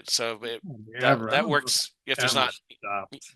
Yeah, well, if you get thousands of readers, maybe it doesn't go through thousands of readers a month, maybe not, but When for it the comes to numbers I have. movies and books, I mean, once I started, I almost always finish it. I used to be that I mean, way, and it'd have to be crappy for me to just stop halfway through. all right, well, if that happens, don't tell me. No, All I think right. you're going to enjoy this, Matt. I think I if know you I like the am. action and adventure and This is my and cars genre. with guns. Cars with guns. Okay. I'll post a review if I. Yeah. No, please do. Yeah, I could post a review. I mean, Yeah. yeah, I can. I'm trying to think Reviews are invaluable, of as you know, my unlimited. fellow author. I'm a little new with the Kindles, but I'm pretty sure I could do Yep. No, but yeah, if you're on that. The Kindle reviews are Unlimited, everything. I know that. what's that? That's one thing I know is that any Reviews. review, good, bad, whatever, you got to get the engagement up, and then the search rank goes or pay whatever that is. Yeah. More people will find the book. So Yep. yeah, folks, anybody watching this, it's not enough just to read the book. Although Go to Amazon, write a little review, even a sentence or two. Yep, that helps Amazon know that there are readers out there who care enough, because again, a lot of them don't care, don't post anything. And you know, granted, is it the joke is, even the 1-star reviews are valuable. It's the 2-star ones that are terrible, because the 2-star ones are like, no, they're not just the haters, they're the people who actually did read it through and didn't like it. But fortunately, we don't get a whole lot of those. If you got 2 books and one book is awesome and the other book is mediocre, but the mediocre one has a whole bunch of reviews and ratings, that's gonna be the one that people find, not the awesome Yeah. book. Nothing. No, it's all the algorithm. And they change the rules every 9 months. It feels like so. One of my favorite things too. You probably hear this too. Oh, I love your book. Oh yeah. Yeah, I checked it out from the library. Oh, You're like, well, thank you for reading it, but maybe you could post a review for something, because well, hey, I know a guy who read Queen of Monsters on Kindle Unlimited, and then bought the paperback, and loaned the paper, so could have the paperback, loaned the paperback to his mom. So his mom read it. His mom loved it, and she's not really a big fantasy, definitely not a game fan, but she does like some traditional fantasy. And he says, and his mom loved it. And I'm like, hey, if people are reading it, I love, my books are in the library. That's fine. I just want people reading it. Well, I mean, I guess it works in the sense if they like it, they'll seek out the other books, right? And Yeah. hopefully they all won't be. I mean, I Yeah. love libraries. This is the thing. I love libraries. Oh yeah. I wouldn't have read half the books I read as a kid if it wasn't for libraries. Oh, no kidding. Yeah. No, I'm fine. In fact, I'm happy to help the libraries to, get copies of my books. I've got it's like, hey, books can get expensive. Even the Kindle ones for $3.99. They can get expensive. They add up. Ask me how I know. Come on, $3.99. That's just like nothing. Yeah. I mean, with inflation and all that, that's practically a penny now. Yeah. No, Even the paperback's a good deal. $15. Instead of print on demand, that's a good deal. Yeah. Well, I think so. And I still think, I need to get a signed copy. I don't get let's see what we got. Hey, that worked kind of. There we go. Backwards. But, paper is still the superior format. Because I'm an old time reader, so maybe I'm, old school. Well, that's the thing, it's none of us when we were kids dreamed of one day publishing an ebook, Oh yeah. No, you want you want to go to the bookstore and see your book there. But having lugged several books with me on business trips to fill in the hours when there was nothing to do at night and everything, I can say that being able to have a library of hundreds of books on my phone or tablet is an awful lot more convenient. I never thought I would. I held out forever with that Kindle. I'm like, I love the paper, the smell, all this. Yeah, in about 2 minutes of that Kindle, I'm like, no. I can magnify this. Well, the other thing is, I can leave the notes. I mean, being able to highlight stuff and come back to it, and I go to bed later than my wife does, but she often wakes up in the middle of the night, and both of us like to kind of read in bed. We're both readers, and so turning on the light so you could read a paper book just doesn't work out very well. But popping open the Kindle or something and reading it, one thing works. I never thought was so great about Kindles was that you could, I'm an English professor, right? Been doing this for 20 something, almost 20 years. But I'll be reading something so many times. There's like a word. I'm like, I kind of think I know what that word means, but I've never actually looked it up. And I'm not going to stop and go look in a dictionary. Come on. But now you just highlight the word. You just highlight the word. I mean, that's a killer app for that. I mean, you probably do it too, right? Yeah, I do. Yeah, in fact, I think I just did that today because it was a book that was translated into English, and I was like, I get the editor frame of mind on it, so I was like, is that really the correct word that they're using there, that the translator used? And, yeah, Yeah, actually that worked. Okay, The because I'm like, I word. know kind of what it means, but is that the right usage? Yes, it is the right usage, and here's the specific. And now I'm more educated, and I probably still won't use that word in my books because I don't want anyone else to have to do that. Yes. Yeah, I've taught uh, a few authors sometimes. Carl Edward Wagner. I think that's his name. Was from uh-huh. Conan. He's also got another series, Kane. But anyway, Okay. it's like I'm like I've never seen that word before. This guy must be really smart, And then I like hit the word, and it's like, no, not in the dictionary. Like, did he Yeah, just make that word up? Because it kind of fits, but why is it not in the dictionary? Is it? actually, there are a few that I use a lot that are not that are typically not, at least in that part of how it's used, and not in most dictionaries. And it also got very, very tricky when I was editing an anthology, and we had a mix of people from like the UK, and it Oh, was like, oh, here's, you know how is the word story when you're talking about the stories of a building, how is that best spelled? And you could have I a didn't different. even say color and Yeah, but no, it's that is a nice one. Although, as a writer, I don't want people to stumble over any words, so but I do love reading Robert E. Howard's, the Conan stuff, and the very lurid prose there. And just like I read that, I'm like, okay, I do want to write more like that, but I don't necessarily want to, send someone to the dictionary. But oh man, that stuff is Conan's fun. on the public domain, right? Is it old enough to be? Some of the stories are. So anybody could just write a Conan novel now. Yeah, if you'd have to be careful about which elements you brought out, but if it's just, yeah, I think it's true. Some of Lovecraft stuff is also in the public domain. It's just one of those things. It's like what comes into the public domain at what time. So If some I, of the characters might be, some of them might not. I mean, at the risk of spoiler alert, my book is I'm in the early phases of it, but I wanted to use to base it on, at least in part, or inspired by H.G. Wells Okay, and his Island of Dr. Moreau. okay, So I'm looking into that's like written in the 1800s. yeah, you So I should be mean, fairly I good. should be able just to use whatever I want from that, right? Not have to worry. Yep, and do the check, and it depends upon your distribution and what countries, because you might be international, and you never know if Australia or something else has their own little weirdness. I think, what is it? Peter Pan is like in perpetuity because of something in the I'm British government, and even I'm not delusional enough to think I'm going to have to worry about Australia.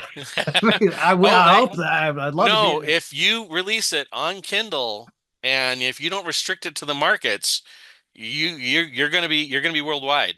And that is one thing you can see is, where are my readers coming from, and where's, Oh, that actually the markets, they have individual amounts that they send to your account.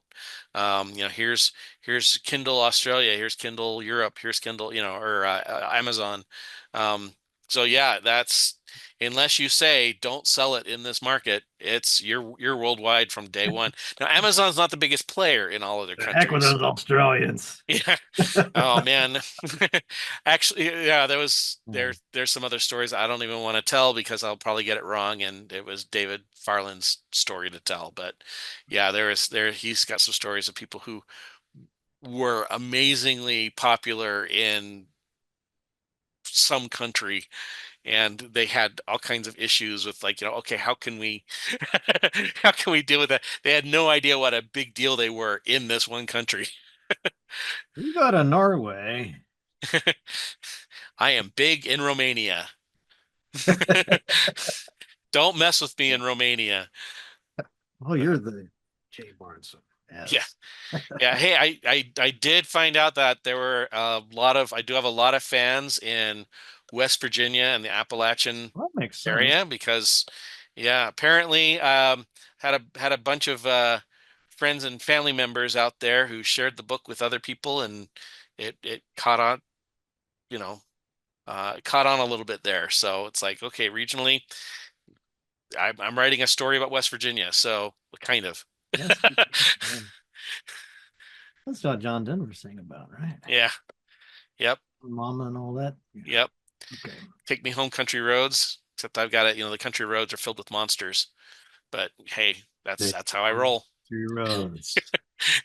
Dun, Yeah. dun, dun. Yeah. And I had a hell of a lot of fun coming up or reading and delving into lore and urban You're saying legends that and you're doing a stuff. game or something based on that at the Well, originally it was going to be. I did all this research and it ended up being the books. And I had done so much research on folklore in North American, especially Appalachian and territory. And I was pulling, I mean, I only used like a quarter of all the fun monsters I discovered. oh And Wampus Cat, Mothman. oh yeah, Is that where Snelly. Bigfoot comes from? What's that?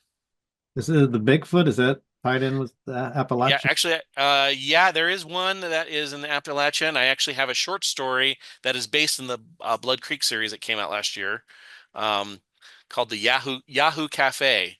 There's the Yahoo, which is basically Bigfoot's more aggressive cousin.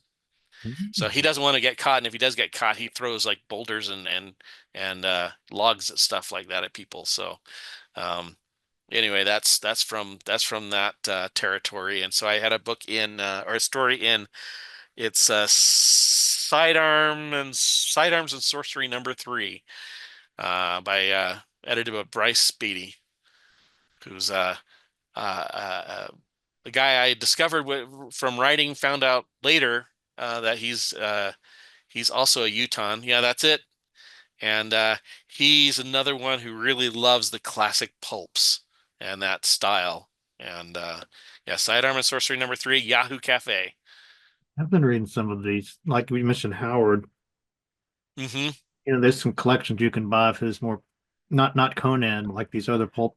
Oh, he had so much. He had boxing stories and oh, some really great stuff. Really good. I like them almost as much as the Conan stuff. Really. Yeah. Oh, yeah. And he wrote a lot before. Yeah. Oh, there you are. Yep, I'm there. Cafe. Shrinkage.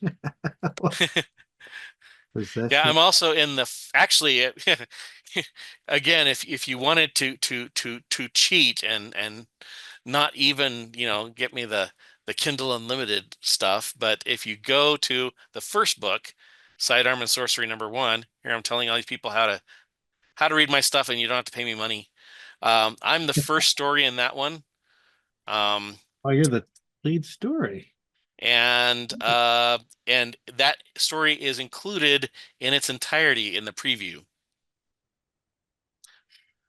I think it's Oh, called Fight or Flight or something like that. I can't even, yeah, Flight Response. There we go. Yeah, that's the thing. When you've been written, I've got tons of short stories out there, and you start forgetting what they're all called.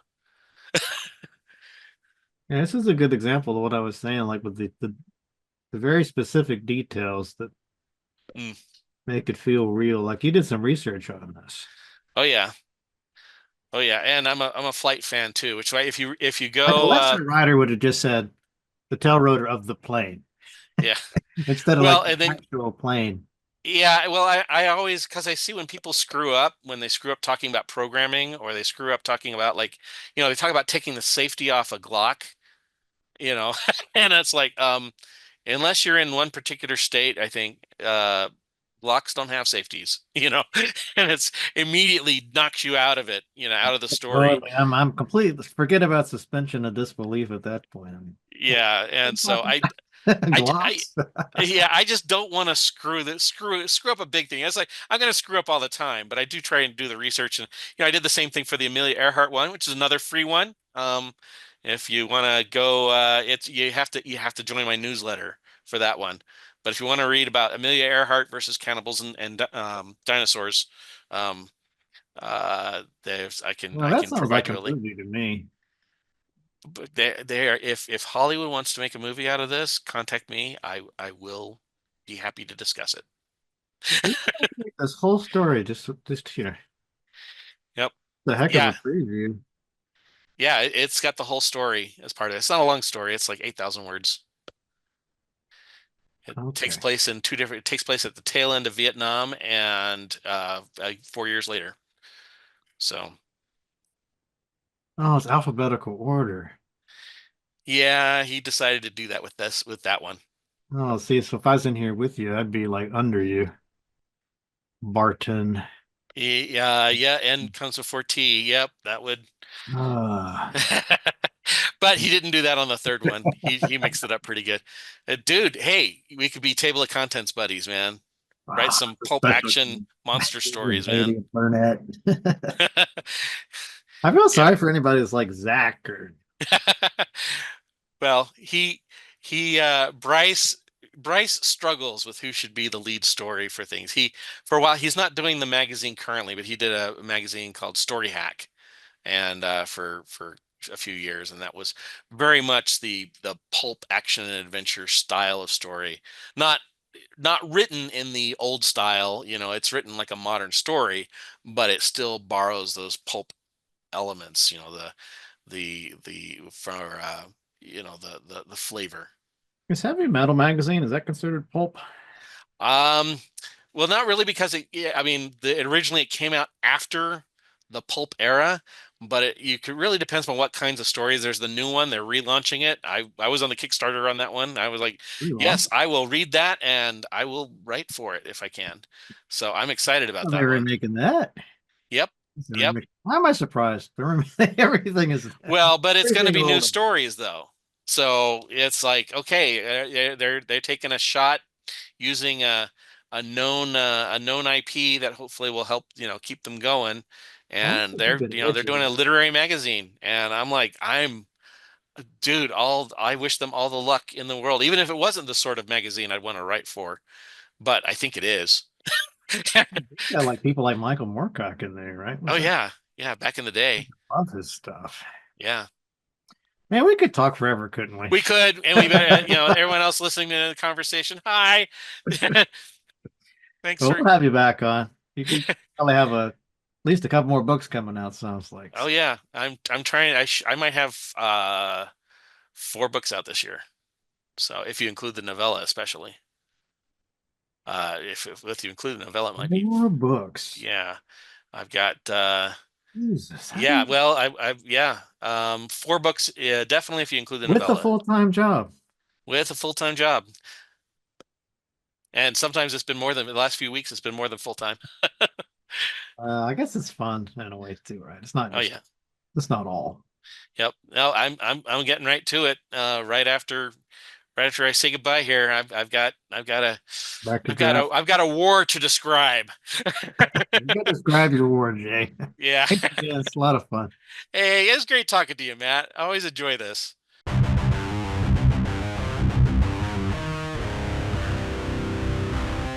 And that's all for this week's episode. Hope you guys enjoyed that.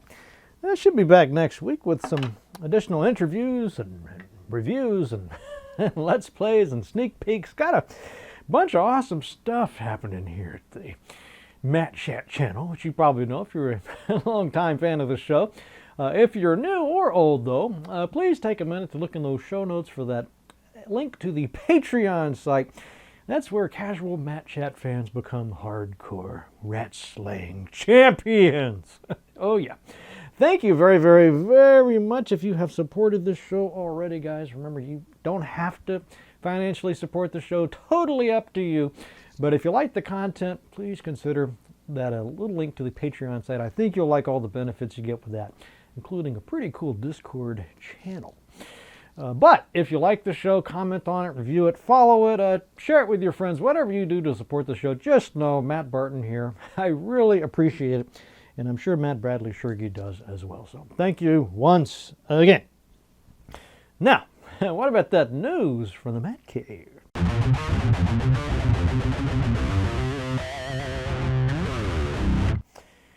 Oh yeah, well, Mico writes in about the unofficial sequel to Neverwinter Nights' original campaign.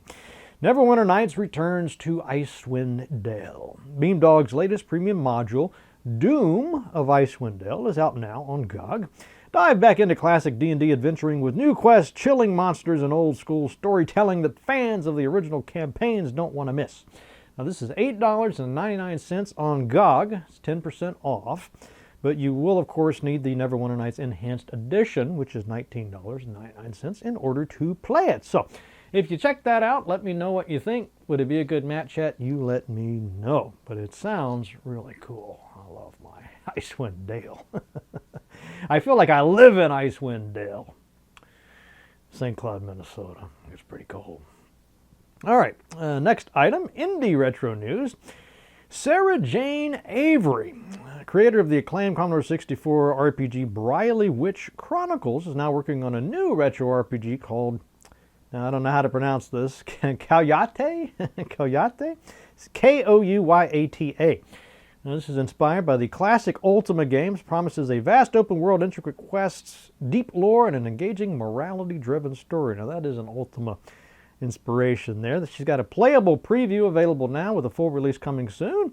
So mark your calendars. And I am sending out some feelers to see if we can get her on the show because it sounds like a fantastic guest. So keep your fingers crossed on that. And then lastly, remember those legendary Fighting Fantasy series, solo adventure game books? Well, those are coming back thanks to Steve Jackson. He comes up a lot in this chat. Anyway, Steve Jackson Games' new Kickstarter campaign. These classics from gaming pioneers Steve Jackson and Ian Livingston are being reprinted in high-quality paperback editions, complete with original cover art, enhanced interior illustrations, and even collector's options like boxed sets. Holy cow. Titles include The Warlock of Firetop Mountain, Death Trap Dungeon, and Citadel of Chaos. Don't miss your chance to roll dice and choose your fate with these iconic adventures. Now this Kickstarter was only trying to raise $25K, but it's already blown way past that. It's $158K, and they still have 23 days left to go, so I'd say that's pretty successful. And if you want to get the 5-book set, that will require a $60 pledge. And then lastly, my interactive fiction game XD Crisis: The Activation is officially out. Check it out if you're into dystopian sci-fi narratives and about rogue AIs, neural implants, and tough moral choices.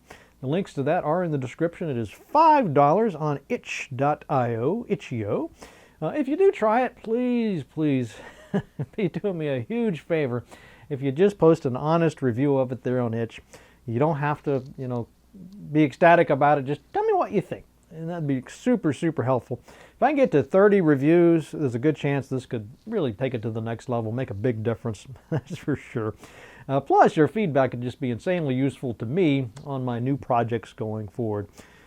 It's one thing if I like something or don't like something, but it doesn't really mean much. It's hearing from other people who can just give me the, their opinions, their perspectives, and then I could take that, put it in the old blender, and hopefully improve on whatever the weaknesses are, and, basically get better. So thanks to everybody who's already done that. Really super duper appreciate it. All right, let's wrap it up with the quotation. And I was thinking about authorship and the challenges of that. And, I don't know how many of you might have tried to write a novel at some point. It's a lot of fun, I think, but it can also be sort of intimidating when you think about all the competition that's out there. And how are you going to get, assuming you want some type of commercial return, how do you get it out there? How do you cut through the noise, cut through the chatter? How do you get your book noticed? All those sorts of questions. And there's a lot of authors, you'd be surprised how many successful authors really faced a big uphill battle. It was really challenging for them to get to where they are today. Success did not come easy. But I found one I really like from Neil Gaiman, and I don't know, I guess he might have had some trouble getting started. I don't really know his history, kind of curious. But anyway, judging by this quote, he was able to deal with it in a good way. So anyway, the quote goes something like this. A freelance life, a life in the arts, is sometimes like putting messages in bottles on a desert island and hoping that someone will find one of your bottles and open it and read it. So, very inspirational, I think, to those of us who tried the creative arts. Anyway, ponder on that, and I'll see you guys next time.